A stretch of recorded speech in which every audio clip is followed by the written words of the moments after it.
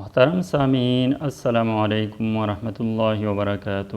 امام حسین کا دور امیر معاویہ کے دور حکومت میں اسلامی تاریخ کا ایک اہم باب ہے، جس میں کئی پیچیدگیاں اور حساسیتیں شامل ہیں۔ امام حسین علیہ السلام نے معاویہ کے دور میں جس طرح کا رویہ اختیار کیا، وہ اسلامی اصولوں اور مسلمانوں کی بھلائی کے تناظر میں گہری بصیرت کی عکاسی کرتا ہے۔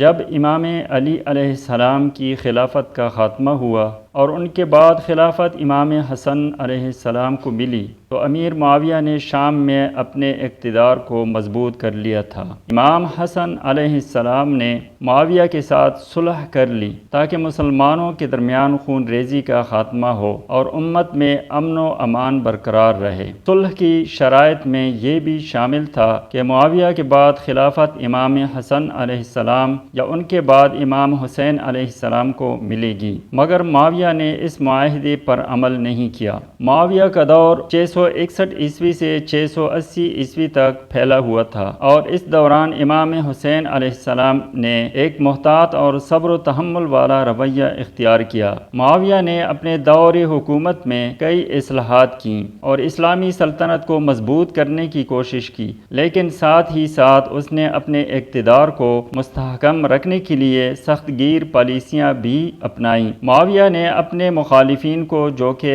غیر اسلامی طرز حکومت کے خلاف تھے، چن چن کر مارا، جن میں جیت صحابہ کرام شامل ہیں۔ معاویہ کے دور میں امام حسین علیہ السلام نے عملی سیاست میں براہ راست حصہ نہیں لیا اور عام عوامی زندگی بسر کی۔ انہوں نے دین کی تعلیمات کی ترویج اور اپنے جد رسول اللہ صلی اللہ علیہ وآلہ وسلم کے اصولوں کی پیروی کی۔ امام حسین علیہ السلام کے صبر و تحمل کا ایک بڑا مقصد مسلمانوں کے درمیان مزید فتنہ و فساد کو روکنا تھا۔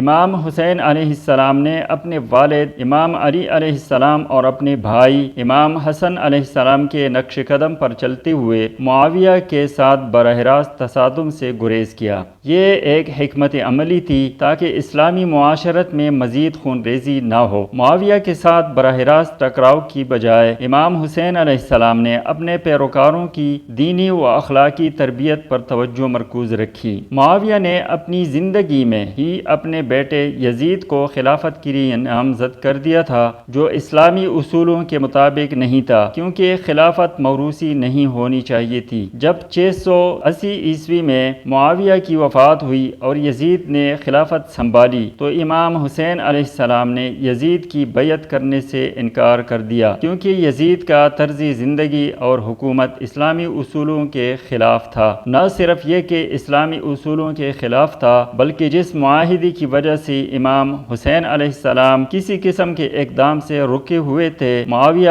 اور یزید نے اس کی بھی دھجیاں اڑا دیں۔ معاویہ کی حکومت بھی صلح حسن کی وجہ سے امام حسین علیہ السلام نے برداشت کی۔ آخری شرط یہ تھی کہ معاویہ کی وفات کے بعد حکومت امام حسن یا امام حسین علیہ السلام کو لوٹائی جائے گی۔ معاویہ کے دور میں امام حسین علیہ السلام کا طرز عمل صبر و تحمل اور مسلمانوں کے درمیان وحدت برقرار رکھنے کی علامت تھا۔ انہوں نے اسلامی اصولوں کے مطابق زندگی گزاری اور اپنے پیروکاروں کی دینی و اخلاقی تربیت کی۔ تاہم معاویہ کی وفات کے بعد جب یزید خلیفہ بنا، تو امام حسین علیہ السلام نے اس کے خلاف اٹھ کھڑے ہونے کا فیصلہ کیا، جو بعد میں کربلا کی عظیم قربانی کا باعث بنا۔ وآخر دعوانا ان الحمد للہ رب العالمین۔